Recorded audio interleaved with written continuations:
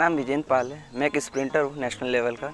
पर जब मैं खेलता था तो मेरे पास उतनी सुविधाएं नहीं थी खेलने की, इसलिए जब बाद में मैंने डिसाइड किया कि यहाँ पे जो मुझे नहीं मिला मैं अपने स्टूडेंट को प्रोवाइड कराऊंगा, वो फैसिलिटी दूंगा जो इन लोगों को मिलना चाहिए। मैं तो उनका बहुत थैंकफुल, उन्होंने बहुत कुछ किया है। अभी बच्चों में पहले डिसिप्लिन वगैरह नहीं था, अभी बच्चे डिसिप्लिन में रहने लगे, आते हैं टाइम पे प्रैक्टिस करते हैं। अभी मतलब बच्चे छोटे छोटे बच्चे अभी से स्टार्ट करेंगे तभी बड़े होकर कुछ कर पाएंगे। यहाँ पर सभी से अच्छी चीज़ है कि एक कोच है, इसलिए हम बेस्ट कर पाते हैं। बहुत जगह कोचेस की दिक्कत होती है, इसलिए हम लोग अच्छे ही खेल पा रहे हैं अभी धीरे धीरे। हमको इतना सपोर्ट इसलिए मिल रहा है क्योंकि हमारे कोच बहुत अच्छे हैं, वो अच्छे से सिखाते हैं हमको। भैया का एस्पेक्ट ऐसा था कि उनका विज़न ये था कि स्पोर्ट्स यहाँ पर ख़त्म नहीं होना चाहिए, स्पोर्ट्स को उनका उठाना विज़न था। सबसे ज़्यादा मुझे मेरे कोच ने सिखाया है और उनकी बदौलत मैं अभी खेल रही हूँ। सबने मुझे बहुत सपोर्ट किया है और मेरे से जूनियर्स के लिए है अच्छा खेलो, आगे बढ़ो और क्या, अपने ड्रीम्स को पूरा करो, अचीव करो।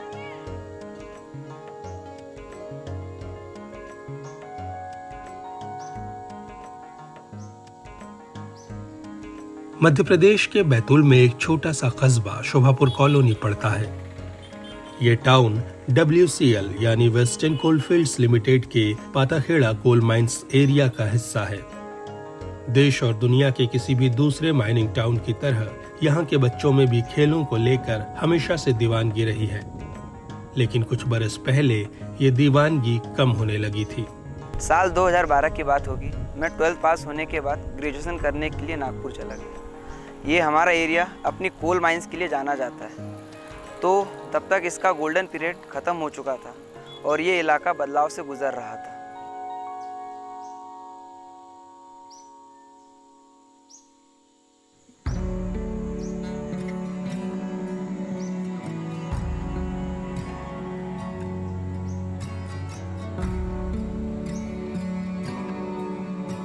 जब मैं छुट्टियों में यहाँ पर आता तो देखता था कि टाउन में स्टूडेंट उतने नहीं बचे।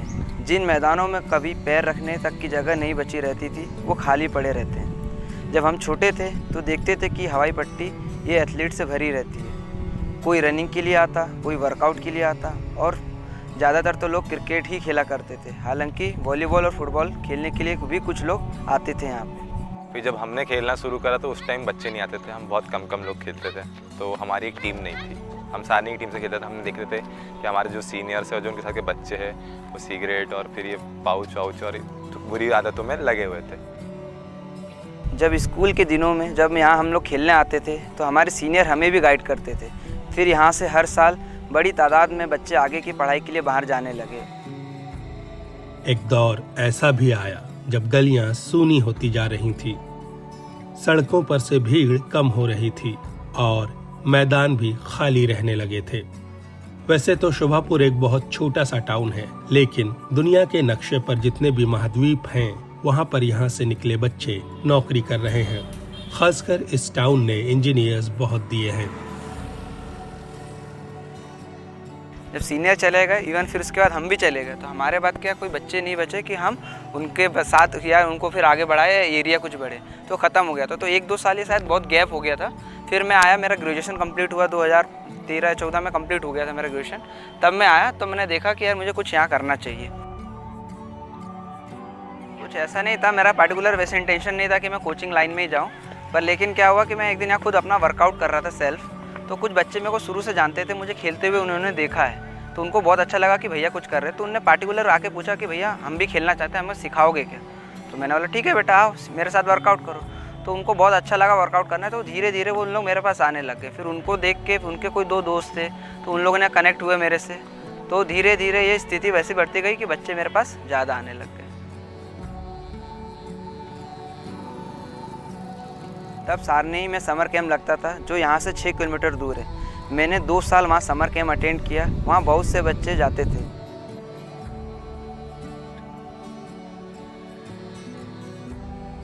तो मेरे को लगा कि यार बहुत तकलीफ़ होती है बच्चों को यहाँ से वहाँ जाने में, क्यों वो लिफ्ट लेके जा रहे हैं, कभी कुछ दुर्घटना हो जाए इतने दूर जाने के लिए। तो मैंने सोचा कि उस चीज़ों को मैं यहाँ लेके आता हूँ। 2016 में मैंने जब यहाँ पर पहला समर कैंप लगाया तो मेरे मन में बहुत सारे डाउट थे यह एक ग्रामीण एरिया है, इसलिए मैं जानता था कि मुझे बहुत सारी प्रॉब्लम फेस करनी पड़ेगी, ख़ासतौर कि बच्चे आएंगे कि नहीं आएंगे। इसलिए शुरुआत में मैंने सबसे पहला चैलेंजिंग ये लिया कि बच्चों को किस तरीके से यहाँ पर जोड़ा जाए। जब मैंने पहला समर कैम्प स्टार्ट किया तो मेरे पास 40 बच्चे यहाँ पर आए। उनको मैंने अच्छी ट्रेनिंग, अच्छी डाइट दी। इनके लिए एक नया और मज़ेदार एक्सपीरियंस रहा। फिर ये सारे बच्चे साल भर के लिए हमारे साथ जुड़ गए। इनमें से 10 बच्चे जो हमारे साथ कंटिन्यू करते रहे समर कैम्प को, और धीरे धीरे और भी बच्चे हमारे पास आते गए।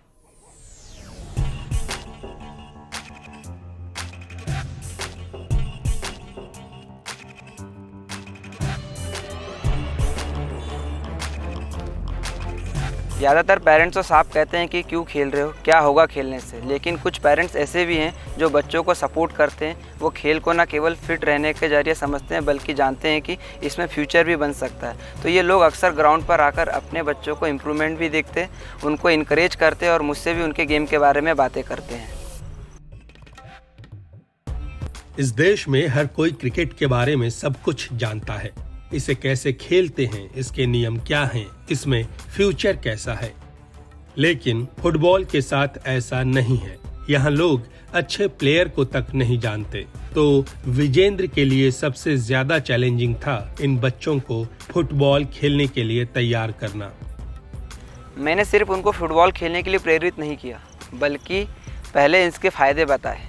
उनको बताया कि फिट रहने के लिए कितना अच्छा गेम है, यह गेम कैसे हमें टीम वर्क सिखाता है। फिर ये समझाया कि प्रोफेशनल के तौर पर ये कितना बड़ा गेम है पूरी दुनिया में। धीरे धीरे इनमें इंटरेस्ट पैदा किया। फिर वो मुझसे कनेक्ट होने लगे। तब कहीं जाकर वो फुटबॉल खेलने के लिए तैयार हुए। यहाँ आए ज्यादातर बच्चे फुटबॉल को बहुत अच्छे से नहीं जानते थे। उनको बस इतना पता है कि ये एक गेम है जिसे खेला जाता है, इसे खेलने से फिट रहा जा सकता है, बस। उनको ये भी नहीं पता था कि इसके लेवल क्या होते हैं। उन्हें सिर्फ बेसिक चीज पता थी कि हम मैच खेल रहे हैं, प्रैक्टिस कर रहे हैं, इससे ज्यादा कुछ भी नहीं। लेकिन समय के साथ उनकी समझ बढ़ी है। नॉर्मली जब खेलना शुरू किया था, जब कोच सर ने सिखाया तो ऐसा लगा नहीं यार मैं खेल सकती हूँ। वैसे मैं मतलब जैसे सिखाते गए, बेसिक सीखते गई। भैया ने सपोर्ट किया, उनने बोला करके नहीं तुम खेल सकती हो, तुम्हें आता है खेलते। तो उनके सपोर्ट से धीरे धीरे बेसिक ऐसे सीखते सीखते अब जितना हो सकता है उतना खेलती हूँ, अच्छा खेल लेती हूँ। स्कूल लाइफ में ऐसा होता था कि मतलब हमारे जो सीनियर्स थे वो फुटबॉल खेलते थे तो उनको सब चीयर करते थे। तो जिसको देख के हम चाहते थे कि हमको भी कल को कोई आगे बोले। तो इसको हमने धीरे धीरे फुटबॉल को खेलना शुरू करा। फिर हमको पता चला कि हवाई पट्टी में सिखाते हैं। फिर हमने हवाई पट्टी आना शुरू करा। फिर हमने बड़े भैया लोग से मिले, फिर उनसे सीखा, उनका हमारे इसमें चेंजेस लाए, हम वर्कआउट करे। फिर पता चला कि फुटबॉल में सिर्फ खेलना नहीं होता, फिजिकल वर्कआउट भी होता है। उसके बाद आपको खेलने के बाद उसको इम्प्रूव कैसे करोगे, कहाँ, तो उसको आपको अप्लाई करना पड़ता है। तो अप्लाई कैसे करते हैं, आप टूर्नामेंट खेल खेल के अप्लाई करते हैं। बहुत अच्छा लगता है क्योंकि वहाँ पर एक कोच है। एज अ कोच, अगर पहले तो कोई था भी नहीं यहाँ सिखाने वाला, बट अब एक कोच है तो फिर अच्छा ही लगता है खेलना।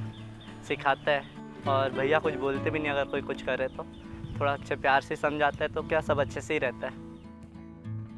बहुत सारे बच्चे हैं जो अभी इंटरेस्टेड इतने हो गए हैं कि वो रोनाल्डो को फ़ैन हो गए हैं। तो उनके चक्कर में यूरो कप हुआ, ये जितने भी क्लब वाले मैचेस होते हैं वो सब देखते हैं और वो ज़्यादा इंटरेस्ट लेते हैं कि हाँ भाई सर मैंने आज ये देखा, आज मुझे ये रोनाल्डो जैसा बनना है, मेसी जैसा बनना है। आजकल बहुत ज़्यादा इंटरेस्ट लेने लग गए। आज इवन तो अपने इंडिया को भी आजकल उन लोग फॉलो करने लगे हैं। तो सुनील छेत्री को भी फॉलो करते हैं, बोले कि हमको सुनील छेत्री जैसा बनना है।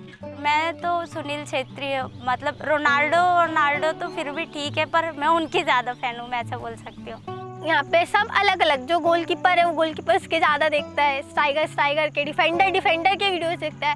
तो सबके अलग अलग चॉइसेस हैं। मुझे रोनाल्डो पसंद है, नेमार, मेसी, सब अच्छे हैं। सोशल मीडिया ने भी बच्चों को प्रेरित करने में एक बड़ी भूमिका निभाई है। उनके पास फुटबॉल के पॉपुलर प्लेयर्स को देखकर उनसे सीखने के लिए बहुत कुछ उपलब्ध है। टेक्नोलॉजी को तो मैं बहुत, सोशल मीडिया को तो बहुत ज़्यादा थैंक्स बोलूँगा, क्योंकि उन्हीं के चक्कर में आज हम क्रिकेट को छोड़ के आधे फुटबॉल में आ रहे हैं। क्यों? क्योंकि उनके वीडियोस, उनके इंस्टाग्राम पोस्ट देख के उन लोग ग्लैड होते हैं कि हाँ यार, कोई ज़रूरी नहीं कि सिर्फ क्रिकेटर ही बनना चाहिए, फुटबॉलर भी बन सकते हैं हम, और उसमें अच्छा स्कोप भी है।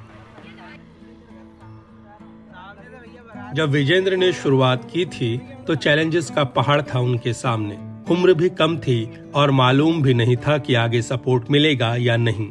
शुरुआत अपने दम पर की, लेकिन धीरे धीरे कुछ सीनियर्स का सपोर्ट मिलने लगा। किसी को ये भी दिक्कत थी कि ये नया लड़का आके यहाँ पे हमारी जगह क्यों ले रहा है, क्योंकि ऑलरेडी एक दो यहाँ पे सिखाते थे, वो चार्जेबल लोग करते थे, पैसा लेके सिखाते थे। तो मैं यहाँ पे आया था तो कुछ गरीब बच्चों को फ्री में सिखाने के उद्देश्य से आया था कि हाँ कुछ बच्चे जो पैसे नहीं दे पाते, अफोर्ड ही नहीं कर पाते, उनको मैं सिखाता। तो मैंने उनसे ही स्टार्ट किया था। तो उनको लिए मैं बहुत थोड़ा सा उनको प्रॉब्लम क्रिएट हो रही थी मेरे से, तो उनने मुझे हटाने के लिए, यहाँ से करने के लिए मेरे को बहुत सारी उनने चीज़ें किया। तो लेकिन मैं अपनी जगह सही था, मैं अपना सिर्फ सिखाता था। तो मैं धीरे धीरे अपनी जगह पे बना रहा और मैं अपना काम करते गया। तो वो मैं फेस करते गया, जितनी भी प्रॉब्लमें थी मैंने हर चीज़ फेस किया। और आज ऐसी स्थिति है कि आज मैं यहाँ पर अपनी पहचान बना के रखा हूँ। मेरे बच्चे अपने आप खेलते हैं, अपना नाम करते हैं खुद। आज हालात बदले हैं और विजेंद्र अपनी एक पहचान बना पाए हैं। ये उन बच्चों की वजह से भी हो पाया जो उन पर भरोसा करके खेलने आते रहे और उन्होंने खेल में अपना एक नाम बनाया। ऐसे बच्चों की अचीवमेंट्स को ही वो अपनी सबसे बड़ी खुशी मानते हैं। एक मेरा शुरुआती स्टूडेंट था राजकिशोर बनखेड़े, जिसने सबसे पहले नेशनल खेला, 2 बार उसने रिप्रेजेंट किया। उसके बाद उसका साई यानी स्पोर्ट अथॉरिटी ऑफ इंडिया में सिलेक्शन हो गया। तो उसको देखकर मेरे पास बहुत सारे स्टूडेंट आए और कहने लगे कि सर हमें भी खेलना है। 2013 से लेकर कोविड से पहले 2019 तक हर साल इन बच्चों में से 1 या 2 प्लेयर नेशनल लेवल तक पहुंचते रहे। 2019 में तो 6 बच्चों ने यहाँ नेशनल लेवल रिप्रेजेंट किया। तो अचीवमेंट बहुत है हमारे, चाहे लड़का हो चाहे लड़कियाँ, सभी ने अपनी मेहनत पर इस मुकाम को पाया है। अब इससे भी आगे जाने के लिए हम लोग मेहनत कर रहे हैं। मैं वैसे तो नेशनल रिप्रेजेंट कर रहा हूँ स्कूल को 1 साल, और उसके बाद अभी तो मैं ऑल इंडिया टूर्नामेंट खेला हूँ। लास्ट सीज़न समथिंग 9 टूर्नामेंट खेला मैंने, और अभी मैं छिंदवाड़ा डिस्ट्रिक्ट से रजिस्टर्ड हूँ और वहीं से खेलता हूँ। और अभी MP लीग में भी सिलेक्शन हुआ है मेरा बैतूल की टीम से। सबसे बड़ा चैलेंज था लड़कियों को फुटबॉल खेलने के लिए तैयार करना। एक तो ये मैदान टाउन से बाहर है और दूसरा ये एक ओपन ग्राउंड है। तो यहाँ पर लड़कियों का फुटबॉल खेलने आना, वो भी शॉर्ट्स पहनकर, बहुत मुश्किल बात थी। बड़ी लड़कियाँ आ रही थी, उनको शॉर्ट्स पे खिलाना फुटबॉल सबसे ज़्यादा चैलेंजिंग था। क्यों? क्योंकि पेरेंट्स की ये थिंकिंग कि ओपन ग्राउंड है, वहाँ पर बहुत सारे लड़के आते हैं, घूमते हैं बहुत सारे लोग, तो तुम्हारे लिए अच्छा सेफ़ नहीं है बोले, और तुम रात को आओगे अच्छा नहीं लगेगा बोले, तुम घर में रहो। पर लेकिन अब मेरे को ये था कि मेरे को बच्चियों को लेके आना है कैसे भी, क्योंकि वो इंटरेस्टेड थे और वो काबिलियत रखती थी कि हम अच्छा खेल सकते हैं। हाँ, एक्चुअली ऐसा बोल सकते हैं, ये शोभापुर नहीं, मतलब ये सोसाइटी की बात आ जाती है कि मतलब हर एक वो लड़की जो स्पोर्ट्स के लिए रखती कि नहीं मुझे खेलना है, बट एक ऐसी कंडीशंस आ जाती है पेरेंट्स को, जैसे कि लड़कियां नेकर नहीं पहन के खेलेगी, लड़कियां फुल सॉक्स पहन के खेलेगी अगर खेलना हो तो, ऐसे नहीं, ऐसा रहना पड़ेगा।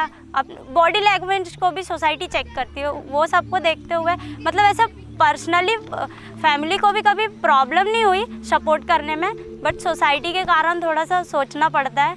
और मतलब शोभापुर में तो शोभापुर या हमारे डिस्ट्रिक्ट की बात ही ले लो, मतलब ऐसे इंडिया में ऐसी बहुत सी ऐसी जगह है जहाँ पर लड़कियों को कम और लड़कों को ज़्यादा दिया जाता है। स्टार्टिंग में कि होते हैं कि जो पेरेंट्स सपोर्टिव नहीं होते, वो बोलते हैं कि क्या लड़कियाँ खेलेगी फुटबॉल, खासकर लड़कों के साथ। मतलब पेरेंट्स क्या होते हैं कि बोलते हैं कि लड़के ज़्यादा स्ट्रांग होते हैं लड़कियों के मुकाबले। तो पेरेंट्स का कहना ये होता है कि लड़कियों को नहीं जाना चाहिए, आपको चोट लग जाएगी, ऐसा हो जाएगा। फिर धीरे धीरे पेरेंट्स ने देखा कि लड़कियों को प्लेटफॉर्म मिल रहा है, 2-3 लड़कियों का नेशनल में नाम आया, पेरेंट्स पढ़ा कि यार ये तो यही हवाई पट्टी लड़के जिनको हम डेली खेलते हुए देखते हैं। तो धीरे धीरे उनने भेजना शुरू करा। स्टार्टिंग बहुत चैलेंज फेस किया कि मतलब आंटियाँ लोग को बोलना कि लड़कियों को घर के काम करने चाहिए, जो मतलब एक ह्यूमन नेचर है और इंडियन का जो मेन फिलोसॉफी है कि लड़कियों को सिर्फ घर के काम करना चाहिए। फिर उसमें चेंज आया। आज मतलब इतना है कि एक लड़कियों की टीम पूरी जाती है पैक होकर हमारे बगडोना के नाम से। मुझे लगता है कि लड़कियां बहुत कॉम्प्रोमाइज़ करती हैं इन सब चीज़ों को लेके, और मतलब कि डिप्रेस टाइप के कि अब खेले या सोसाइटी देखे या फैमिली ऐसा बोल रही, सपोर्ट नहीं कर रही है। अब लड़कियां अच्छी खेल रही है, मतलब कि नेशनल लेवल पर सिलेक्शन हो गया, इंटरनेशनल लेवल पर, बट फिर अगर फैमिली का सपोर्ट ना, मतलब फैमिली ऐसा बोलती कि या तो वो देख लो या तो ये कर लो, बट फिर वहाँ पर फंस जाते हैं हम लोग कंडीशंस में कि क्या करना है क्या नहीं करना है, तो फिर नहीं चाह के भी हम लोग को वो छोड़ना पड़ता है। सबसे पहले तो मुझे जैसे बाहर जाने में प्रॉब्लम होती थी, यहाँ से मतलब कोई ज़्यादातर लेडी टीचर नहीं रहती हैं बाहर जाने में, तो थोड़ा सा प्रॉब्लम था। लेकिन फिर धीरे धीरे सपोर्ट मिलता गया, घर से भी सपोर्ट करने लग गए थे। अब घर से भी पूरा सपोर्ट मिलता है खेलने के लिए। फिर जैसे बाहर जैसे भोपाल या फिर कहीं और जाना रहता है तो साथ में दीदी लोग हैं, उन लोग के साथ मतलब मिलता है जाने को। बस वही सब इशूज़ थे, तो जब धीरे धीरे शॉर्ट आउट हो रहे हैं। लड़कियां जाती है तो लोग बोलते हैं, सोसाइटी बोलती है ये खेलेगी, लड़कों के साथ खेलेगी, यहाँ जाएगी वहाँ जाएगी, ये करेगी। ये चीज़ नहीं होना चाहिए। ऐसा नहीं कि हमारे एरिया या शोभापुर, पूरी इंडिया की बात भी करूँ तो आई थिंक लड़कों से ज़्यादा लड़कियों को सपोर्ट करें तो आगे तक जा सकती है। मैं उनके ख़िलाफ़ नहीं जा सकता था, क्योंकि ऐसा करता तो लड़कियां कभी नहीं भेजते। वो मेरे लिए ज़्यादा ज़रूरी था कि उनके मन में लड़कियों की सेफ्टी को लेकर जो शक है उससे दूर करूं। तो शुरुआत मैंने अपनी छोटी बहन से किया था कि मैं अपनी छोटी बहन को लेके आया, उसको खिलाया। तो उनको देख के एक बच्चा बोलता कि वो भैया की बहन खेलती है, हमको जाने दो बोले। तो उसको एक को देख के दूसरी को देख के तीसरी, ऐसे करते करते मेरे पास लड़कियां आना चालू करी। और उनका भरोसा था कि विजयन भैया हैं, चलो हम चलते हैं। बोले वहाँ पर सेफ जोन है, कोई दिक्कत नहीं होता, इसलिए आज वो वहाँ खेल रहे हैं। मध्य प्रदेश में 3-4 जगह है जहाँ लड़कियाँ खेलती है, उनमें से एक हमारा भी नाम आता है। और होशंगाबाद में कि सबसे अच्छा नाम इसी का आता है, इससे अच्छी कोई टीम नहीं है जी। और इनका एक प्रॉफिट ये है कि वो क्या हमारे साथ खेलती है, मतलब लड़के लड़कों के मुकाबले उतनी तेज़ नहीं होती है। तो लड़कों के साथ खेलने से क्या होता है, लड़कियों की स्पीड डेवलप होती है। मतलब आप जिसके साथ खेलोगे आप उसके हिसाब से बनोगे। तो लड़कियाँ लड़कों के साथ खेलती है तो उनको चैलेंजिंग लेते लड़के, मतलब उनके डबल। तो वो लड़कियों के साथ जब खेलती है तो लड़कियाँ उनके सामने थोड़ी ढीली पड़ती है, दूसरी लड़कियाँ। तो इसलिए उनको बहुत प्रॉफिट होता है यहाँ पे, इसलिए हमारी लड़कियों का नाम आता है जिले में। अब तो बहुत सारी लड़कियां हैं जो यहाँ आकर फुटबॉल खेलती हैं, वो भी बेफिक्र होकर। पहले एक लड़की थी जिसकी आर्थिक स्थिति बहुत अच्छी नहीं थी, वे अब पुणे में जॉब करती है। उसने यहीं से निकलकर ओपन नेशनल खेला है, स्कूल नेशनल भी खेला है। एक नेहा नाम की भी लड़की है जो बहुत अच्छा खेलती है, उसने भी नेशनल खेला है 2 बार ओपन से और 1 बार स्कूल गेम से भी खेली है। तो अचीवमेंट बहुत सारी है हमारी।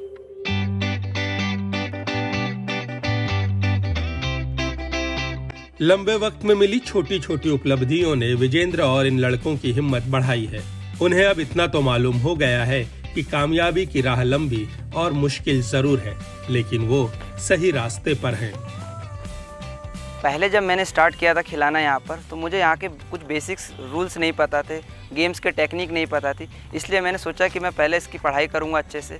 इसलिए मैंने पहले बीपीएड किया, कुछ सर्टिफिकेशन कोर्स किए, तो मुझे बेसिक यहाँ का क्लियर हुआ। फिर मैंने धीरे धीरे अपने लेवल्स बढ़ाते चला गया। तो मैं कोचेस या लाइसेंस जो करना चाहता हूँ वो आगे मैं और करूँगा अभी इसमें, जो अभी मैंने कुछ ही लेवल्स क्लियर किए हैं। यहाँ तक फुटबॉल क्लब चलाना चाहता हूँ। अगर क्लब रन करेगा तो मैं बाहर के भी प्लेयर को यहाँ लेकर आऊँगा, जिससे एक एरिया का नाम भी मशहूर होगा। यहाँ पर फुटबॉल फ्यूचर में भी ग्रोथ करेगा। आसपास के बच्चे मेरे ज़्यादातर कनेक्ट होंगे। जहाँ आज 40 या 50 बच्चे खेलने आते हैं, मैं चाहता हूँ कि यहाँ तादाद 200 पहुँचे। क्लब के तौर पर अच्छा कर सकूँ, यही मेरा सपना है।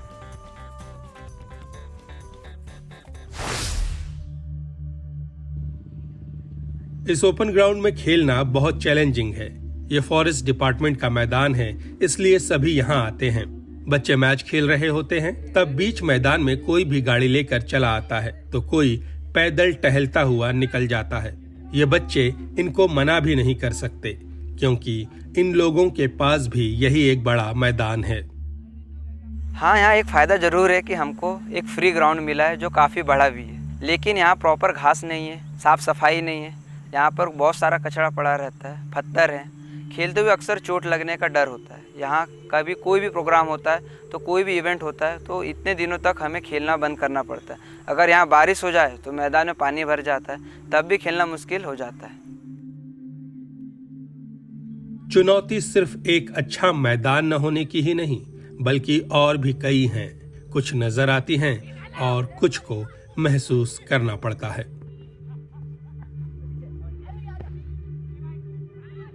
फुटबॉल के लिए जो इक्विपमेंट चाहिए वो मिल नहीं पाते हैं। बहुत बेसिक चीज़ों के साथ बच्चे खेलने आते हैं। यह एक ग्रामीण एरिया है, यहाँ से कई पेरेंट्स अपने बच्चों के लिए एक किट तक अफोर्ड नहीं कर पाते। सिर्फ एक किड अफोर्ड करने के लिए एक पेरेंट्स को बहुत ज़्यादा दिक्कत करनी पड़ती है, क्योंकि ऐसे मेरे पास 2-3 स्टूडेंट हैं जिनके पेरेंट्स दूसरों के घर पे जाके बर्तन मांजने का काम भी करते हैं। तो वो इतना अफोर्ड करते हैं कि एक किड मेरी बच्ची को 500 रुपये की एक किड ला के खरीद के दें, इसलिए वो इतनी मेहनत करती है और उनको देते हैं, जिससे वो अपना रिप्रेजेंट करते हैं, इस ग्राउंड में आके खेलते हैं। तो उनको बहुत ज़्यादा फेस करना पड़ता है हर एक चीज़ से। और कुछ बच्चे ऐसे हैं जिनके पापा ऑलरेडी गवर्नमेंट में हैं, तो उनको दिक्कत नहीं होती, वो फेस करते हैं। जो उनसे थोड़ा सा पुरानी किड हो जाती है, वो वाली किड उनको वो सौंप देते हैं कि तुम ये वाली पहन लो, मैं नहीं ले लूँगा। तो इसमें थोड़ा सा कवर हो जाता है, बाकी बहुत फेस तो बहुत ज़्यादा उनको करना पड़ता है जो गरीब बच्चे हैं यहाँ के।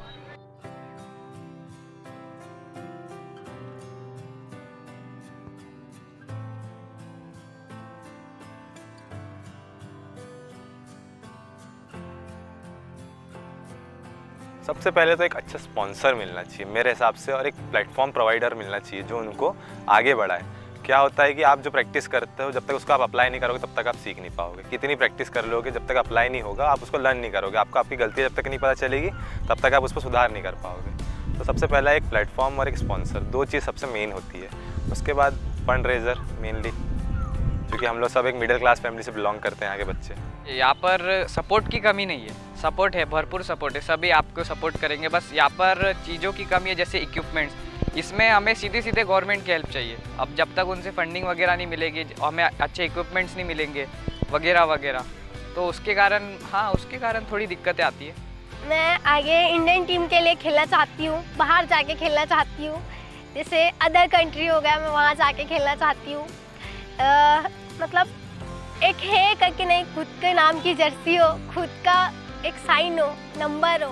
मेरा ये सपना है कि मैं आगे जाके इंडिया टीम से खेलूँ और अच्छा खेलूँ, कि मेरे कोच का, मेरे ग्राउंड का, सारनी क्षेत्र का नाम रोशन हो, मेरे घर वालों का नाम रोशन हो। वैसे तो I want to become army officer, but ऐसा कोई ज़रूरी नहीं कि मैं भारत के लिए आर्मी ऑफिसर बनूँ तो ही कुछ करूँ।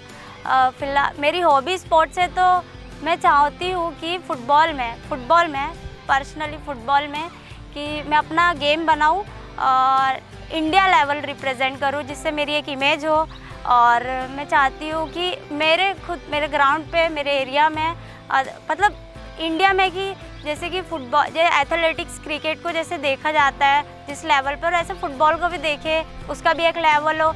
हर घर से आवाज़ आए कि नहीं, खेलना है तो फुटबॉल भी खेल सकते हैं, ऐसी कोई दिक्कत वाली बात नहीं है। क्रिकेट में 11-12 मतलब मुश्किल से मुश्किल 50 टीमें आती है, पर 200 टीम से कॉम्पीट करना, उसमें 4 राउंड फेस ऑफ करके उसके बाद आपको सिलेक्ट आना, उसके बाद फिर क्वालिफाई करना, बहुत बड़ी बात होती है। तो फुटबॉल एक टफ गेम है, बट उतना ही अच्छा भी। स्पोर्ट्स अपने आप में एक डिसिप्लिन है जो कि हमको सिखाता है कि ना कोई बड़ा है, ना कोई छोटा है, ना कोई गरीब, ना कोई अमीर। हम सब स्टूडेंट हैं, और वो भी स्टूडेंट है और हम भी स्टूडेंट हैं। यहाँ हम सब खेलने आए हैं और खेल के प्रति हम एक दूसरे के लिए दोस्त हैं।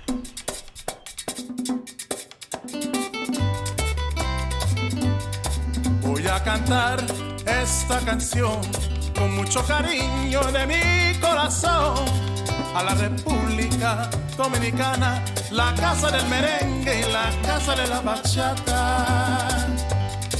Voy a cantar esta canción con mucho cariño de mi corazón a la República Dominicana, la casa del merengue y la casa de la bachata. La la la la la la la, la casa del merengue. La la la la la la la, y la casa de la bachata.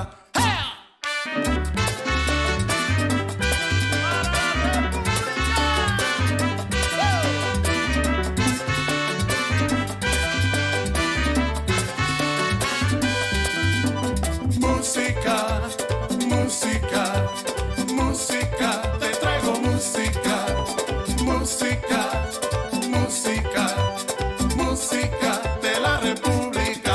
Ajá.